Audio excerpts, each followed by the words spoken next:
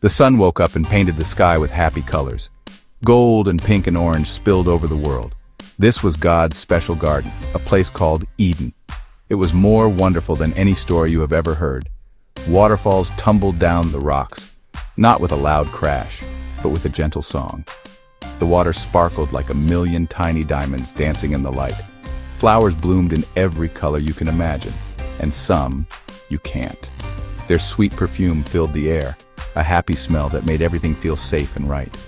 The trees stood tall and strong, and on their branches grew the most delicious-looking fruit, glowing softly as if they held a little bit of sunshine inside. And in this perfect place, God did something amazing. He knelt down and took a handful of dust from the ground. He breathed his own breath, his never stopping, never giving up, unbreaking, always and forever love, into the dust. And the dust came alive. It became a man. God called him Adam. When Adam opened his eyes, he saw God smiling at him. He looked around and his heart was filled with a big, happy wow. He saw laughing streams and tall, friendly trees. He watched monkeys swinging from vines and lions with soft, fluffy manes. Nothing was scary. Nothing was mean. Everything was just right, made by God's own hands. Then God said, "It is not good for the man to be all by himself." So while Adam was sleeping, God made a helper for him, someone who would be just right. He made a woman. Her name was Eve. When Adam saw her, his heart did a little jump. She was bright and beautiful, and her eyes were full of curiosity and laughter. They were best friends right away. They would run through the long, soft grass, their feet barely making a sound. They played hide and seek with the giggling otters and raced the speedy cheetahs, who always let them win. And God gave them a very important job. He brought all the animals to them, and Adam and Eve gave them their names. "You look like a giraffe," they would laugh, "and you are definitely a hippopotamus." Every evening in the cool of the day, God would walk with them in the garden. It was the best part of their day. They would tell God all about their adventures, about the funny thing the parrot said or the new flower they found. They weren't hiding anything. They didn't have any secrets because there was nothing to hide. Their hearts were full of joy and love because they were with the one who had made them and loved them most. The whole world was a song, and Adam and Eve knew all the words. They were home. They were safe. Everything was perfect, or it was almost perfect. In the middle of this wonderful garden, God had planted two special trees. One was the tree of life. The other was the tree of knowing good and evil. God told Adam and Eve, "You can eat from any tree in the garden. All of this is for you. But there is one tree you must not eat from, the tree of knowing good and evil. If you eat its fruit, you will know sadness, you will know pain, and you will die." It was the only rule in the whole wide garden. It was a rule not to spoil their fun, but to keep them safe, to keep them close to him. It was a rule to protect their hearts. But someone else was in the garden, someone who did not love God, someone who did not love Adam and Eve. It was a serpent. He was clever and tricky, and his heart was full of dark whispers and lies. He hated the happy song of the garden. He hated the light. He slithered through the green grass, silent and sneaky, his eyes looking for a way to break God's beautiful world. He saw Eve standing near the forbidden tree. The fruit on its branches seemed to glow with a secret light, looking so juicy and so very good to eat. The serpent saw his chance to spoil everything. He slid up to Eve, his voice as smooth as silk. "Did God really say that?" he whispered. "Did he really say you can't eat from any of the trees in the garden?" It was a sneaky question, a twisting of God's words. He wanted to plant a tiny seed of doubt in Eve's heart. He wanted her to think that maybe, just maybe, God was holding something back. That maybe God wasn't being good to them. That maybe God was keeping a wonderful secret from them, and it wasn't fair at all. He wanted her to stop trusting God's words and start listening to his own. Eve looked at the serpent, then at the tree. The fruit looked so beautiful, it looked like it would make you wise. She answered, "We can eat fruit from the trees in the garden. But God did say, you must not eat fruit from the tree that is in the middle of the garden, and you must not touch it or you will die." The serpent just laughed a quiet, hissing laugh. He was ready with his biggest and most terrible lie. He was about to tell a lie that would break the world and break God's heart.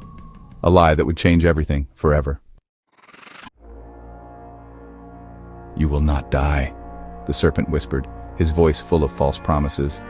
"God knows that when you eat it, your eyes will be opened. You will be like God, knowing good and evil." This was the lie.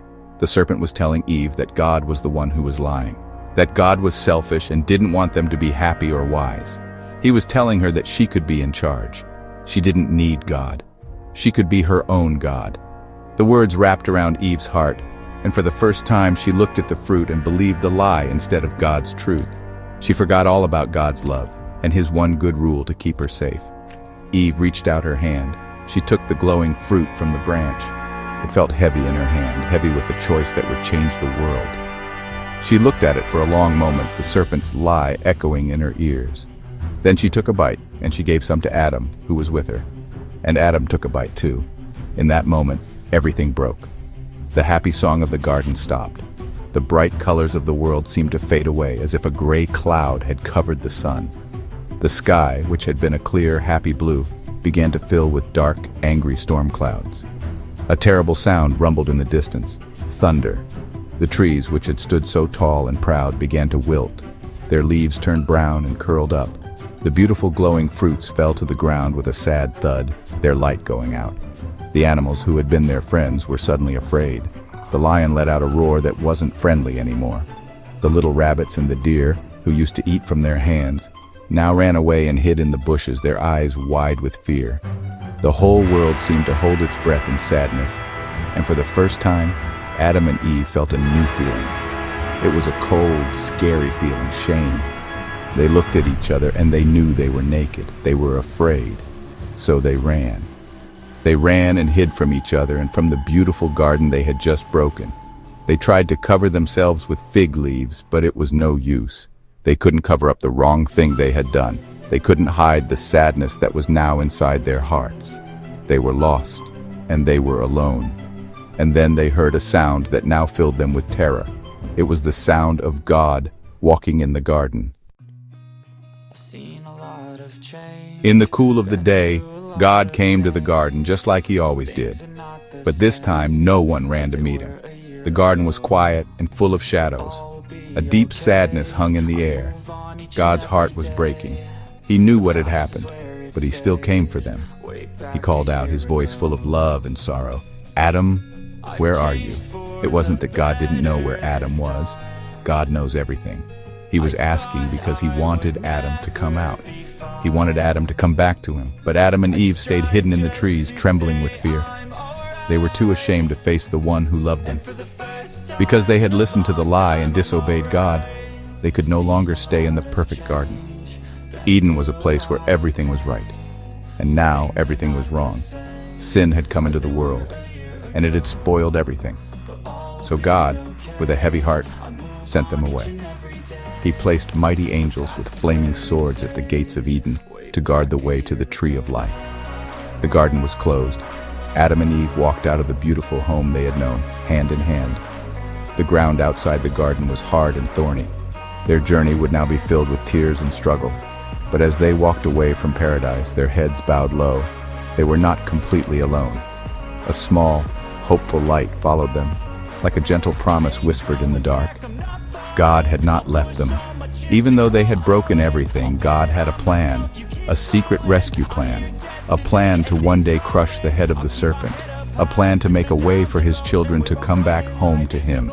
It was a plan that would cost him everything, but he would do it, because his love was a never-stopping, never giving up, unbreaking, always and forever love. Paradise was lost, but a new story had begun. It is our story, the story of a broken world and a loving God who steps in to rescue it. Adam and Eve's choice gave them a different kind of freedom, the freedom to get lost, to be afraid, to feel pain.